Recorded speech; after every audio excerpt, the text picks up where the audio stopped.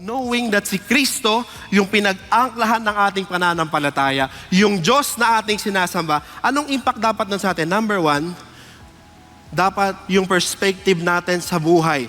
Ano man ang pinagdadaanan nating lahat ngayon, mga kapatid sa Panginoon, huwag dapat mawawala ang pagtitiwala at pag-asa na nakaangkla kay Kristo Jesus na ating Panginoon at tagapagligtas. Kung kaya niyang likhain ng lahat galing sa wala, para saan pa i-provide niya yung pambayad mo sa Meralco?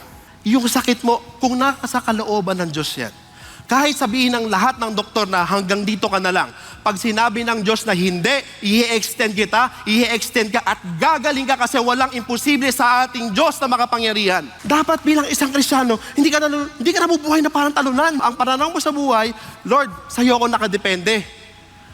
Kahit dumadaan ako sa bagyo ngayon, alam ko ikaw ang Diyos ng bagyo na to. Inaakyat ko itong bundok na to, pero alam ko ikaw ang Diyos ng bundok na to. Dahil lahat ay sakop mo at wala sa buhay ko na wala sa kontrol mo. Inaalam mo lang to para sa kabutihan ko at para maging mas kawangis pa kita.